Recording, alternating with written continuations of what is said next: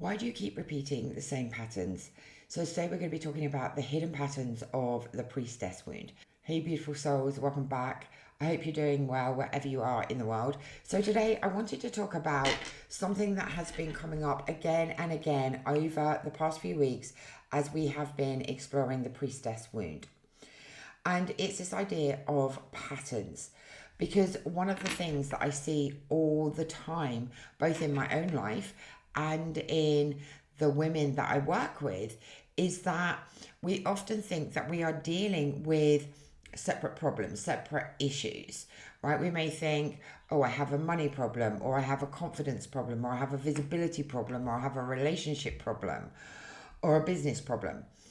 And we spend years trying to fix that individual problem. And we may try to become more confident, more visible. We try to heal relationships, or we try to make more money, or we try to grow the business. But what if they're not separate things at all? What if they're actually different expressions of the same pattern? This is something I see all the time when I'm working with women in the Akashic records. A woman comes to me because she wants more clients, or because she wants to grow her business, or because she wants to understand why she keeps holding herself back. Or she keeps repeating the same relationship dynamics. And when we start pulling back the layers, we often discover that it's the same wound sitting underneath all of it. Now, for me, one of the biggest wounds that I see showing up again and again is the priestess wound. Because the priestess wound isn't usually obvious. Most women don't wake up and think, oh, I have the priestess wound, right? Instead, they say, I don't know why I keep holding myself back. I know that I'm meant for more, but can't seem to move myself forwards. I know I have gifts, but I struggle to share them. I know I want to grow my business, but something keeps getting in the way. And that's what I want to talk about today, the patterns. Because if we recognize the pattern, we can begin to change it. And if we can change the pattern, we can change the outcome. So let's explore some of the most common ways that I see the priestess wound showing up in the lives and the businesses of spiritual aware women. So the first is definitely overgiving. The first pattern I see all the time. And I wonder if this will resonate with some of you, because many spiritually aware women have been taught that value comes from what they do for other people. So they're the helper, the healer, the supporter, the giver, the one they go to whenever they need advice, or the one holding everything together, or the one that is checking everything is okay. And for a while that can feel good, because helping people is part of what we're here to do. But eventually something starts to happen. We become exhausted, we become resentful, and we become burnt out, and we can feel incredibly drained. But we still keep giving. And then perhaps someone offers you help and you say, oh no, I'm fine. Or somebody offers to support you and you start to feel uncomfortable. You want to start charging properly for your gifts, and suddenly that feels difficult too. Many women carrying the priestess wound feel far safer giving than they do receiving, and that creates a huge imbalance, not only in relationships but in business as well. Because if we cannot receive support, recognition, or money, it becomes very difficult for our business to thrive. So another pattern that I see all the time is self-silencing. And this doesn't always look dramatic. Sometimes it looks like not saying what we really think, avoiding difficult conversations, or people pleasing, or avoiding conflict.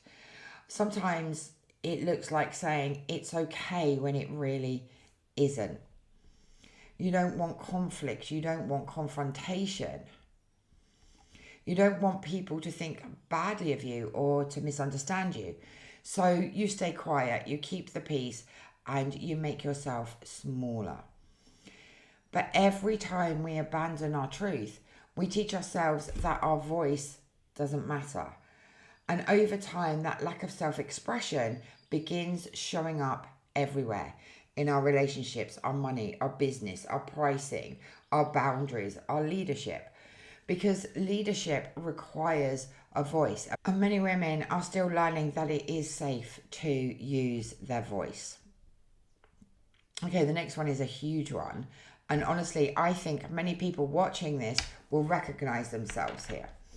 So, you know, you have gifts, you know, you have all this innate wisdom, you know that you can help people, but you keep waiting until you're more qualified, waiting until you're more experienced, waiting until you've taken one more course or got one more certificate. You're waiting until your website is perfect, or you're waiting until your social media looks better, or waiting until you feel ready. And before you know it, years have passed. I see this so often. Women who are already helping people, already changing lives, already incredibly gifted, yet they still feel like they're not quite ready. The priestess wound often creates this feeling that there is always another level you need to reach before you can fully step forwards. But what if you're already far more ready than you think? Okay, so now let's talk about visibility, because this is probably one of the biggest patterns I see in spiritual businesses. Women tell me, I want more clients. I want people to be able to find me. I want my business to grow and expand. And then we look at what is actually happening. They're not posting consistently. They're hiding their offers. They're changing direction every few weeks. They're avoiding, showing up live and creating videos, or they're avoiding being seen. And this isn't because they're lazy, and it isn't because they don't care. Usually it's because a deeper part of them doesn't feel safe being visible. The conscious mind wants growth, but the subconscious mind is trying to stay safe. And until we address that deeper pattern, visibility can feel like an uphill battle. Money is another area where the priestess wound loves to hide, because money reflects worthiness. It reflects receiving, it reflects value. And many spiritually aware women are very comfortable helping other people, but uncomfortable receiving money for doing so. So they undercharge, they overgive, they feel guilty for selling, or asking for money, or they feel guilty promoting themselves. They feel guilty receiving. And often underneath that is a belief that spirituality and abundance somehow don't belong together, or that being of service means sacrificing yourself. But abundance isn't the opposite of service. Abundance allows service to expand. The more supported you are, the more people that you can help. And perhaps the deepest pattern of all is this: knowing you're here for more. You can feel it. You may have felt it for years. You know that there is more available for you. You know there is a bigger version of your life waiting for you, a bigger impact, a bigger mission, a bigger expression of your gifts. And yet something keeps pulling you back. Not because you're incapable, not because you're unworthy, but because stepping into that purpose requires leadership. It requires visibility. It requires you trusting yourself, and it requires you taking up space. And these are often the very things that the priestess wound has taught you to avoid. So many women tell me that they want confidence, but what they're really looking for is safety. Safe to be seen, safe to be held, safe to be successful, safe to be fully themselves, safe to show up, safe to take up space. And this is why recognizing the pattern is so important, because once you see it, you can no longer pretend that it isn't there. You begin noticing it, you begin questioning it, and you begin interrupting it, and eventually you begin changing it. So I'd love you to reflect on this question. Which of these patterns resonated with you the most deeply? Was it overgiving? Was it holding back your voice? Was it hiding your gift, fear of visibility, or money and receiving?